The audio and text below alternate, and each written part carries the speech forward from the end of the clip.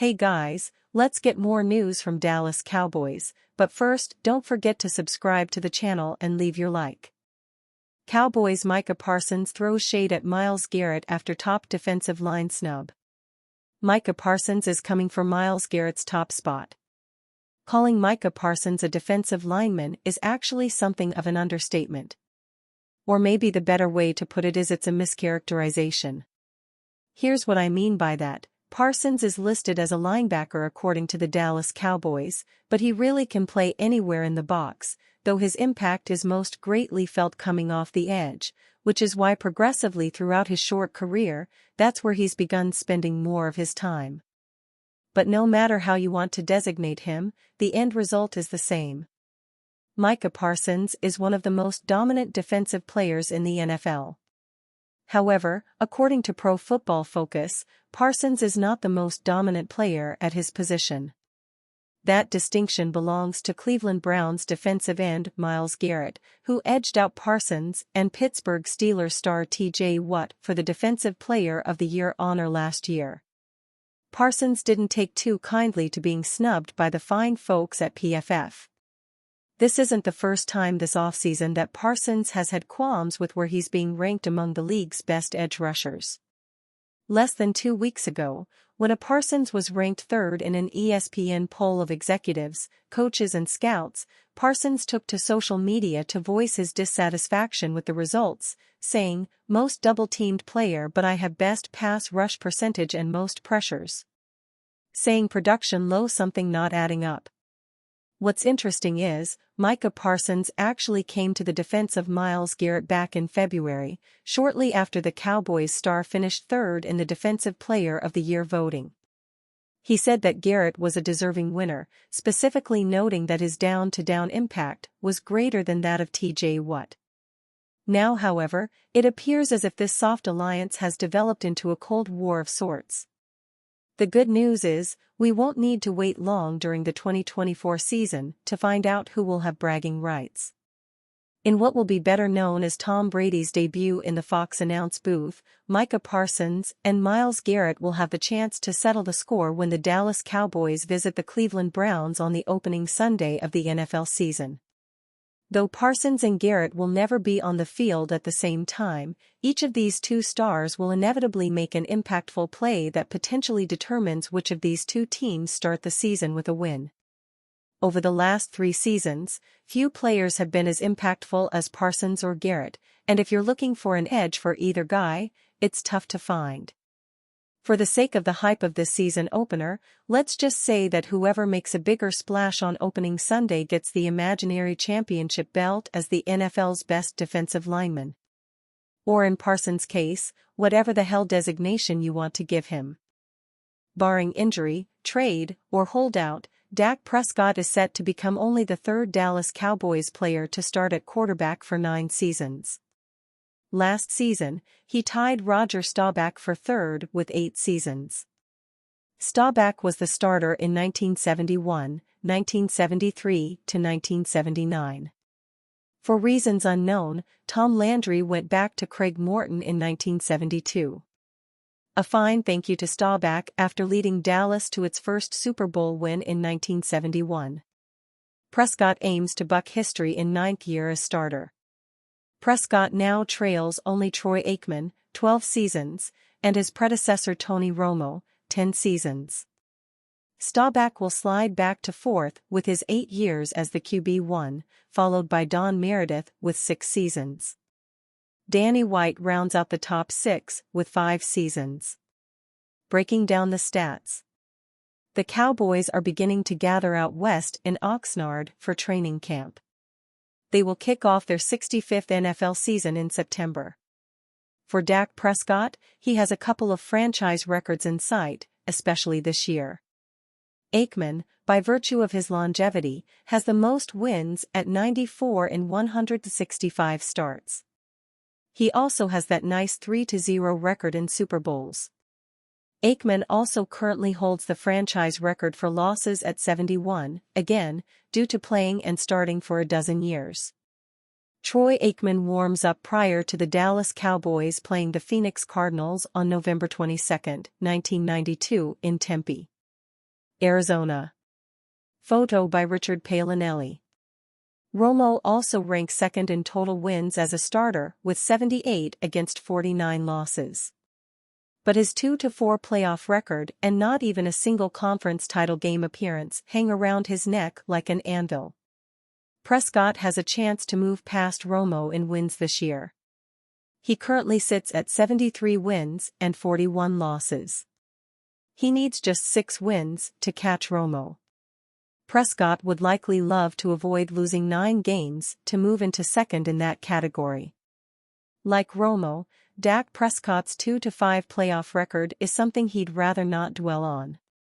Prescott could catch Staubach for second in wins this year. Captain Comeback recorded an impressive 82-28 record during his run. He also won 2 of the 4 Super Bowls he started. Despite just a 5-year run as QB1, and a few other years fending off challengers after he replaced Staubach, White has a solid 51-19 mark. He did get Dallas to 3 consecutive NFC title games, but like Bum Phillips and the Oilers, he couldn't kick the Super Bowl door down. Meredith went 43-25-3 in his time, playing mostly while the Cowboys were enduring their early growing pains. He did get Dallas to 2 NFL title games against the Packers, though. The 9th season. Although only 2 have reached a 9th season as the starter, the other 3 have played at quarterback for Dallas for at least 9 years. The 9th season, at least in this sample, produced only 1 positive ending, and that came in 1977. Roger Staubach. In Staubach's 9th year in Dallas, he led the team to the big Super Bowl XII win over the Denver Broncos.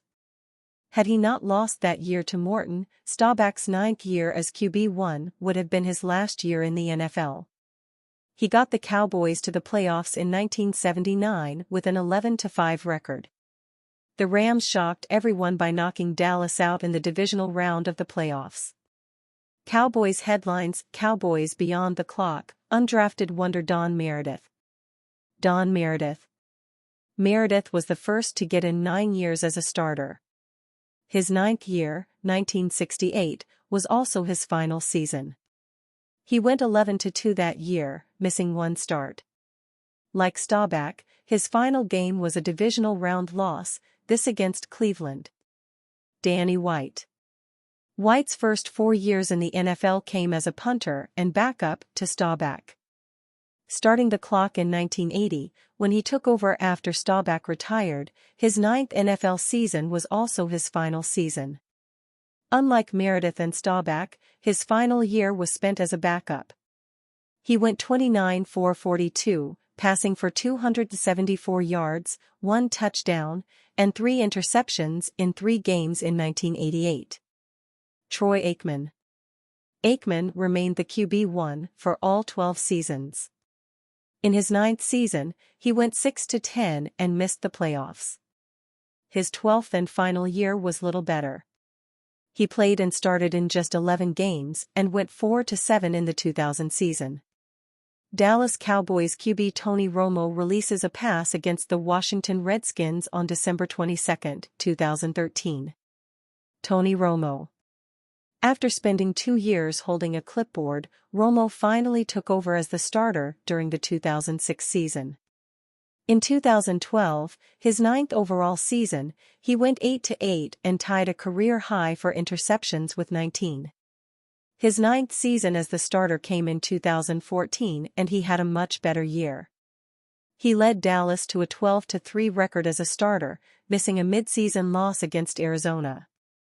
Unfortunately, his 2014 season was marred by the catch by Dez Bryant that was ruled an incompletion in a playoff loss at Green Bay.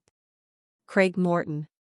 Craig Morton is the only other Dallas signal caller to stay in Dallas for more than 8 years. Although Morton only enjoyed being the starter for 3 of his 10 seasons, he went 32-14-1 as a starter, but lost his only Super Bowl start in 1970. His 9th season in Dallas as a backup in 1973 saw him go 13-for-32 for 174 yards, 3 touchdowns, and 1 interception. The next season, he was traded to the Giants just 6 games into the year. Dak Prescott's 9th season ahead. Prescott has quite a few marks to aim at as training camp begins on Wednesday. Some are for the record books. Others are for championship hopes. It is possible that Dak Prescott will play for his future in Dallas beyond the 2024 season. He has a lot to do, and to prove, if he wants to challenge Aikman's marks for wins and longevity. Ceedee Lamb contract update entering training camp. The latest Ceedee Lamb contract news as the Dallas Cowboys prepare to head to Oxnard for the start of training camp. The Dallas Cowboys are preparing to start training camp in Oxnard, California this week, but questions about Ceedee Lamb's contract remain. With training camp just days away, the Dallas Morning News reports, according to a person with knowledge of the front office's thinking, the Cowboys are putting Lamb's contract extension talks ahead of quarterback Dak Prescott's. The Cowboys are hoping to have Lamb in camp where contract talks could begin to progress. Last season, Lamb had the best year of his professional career.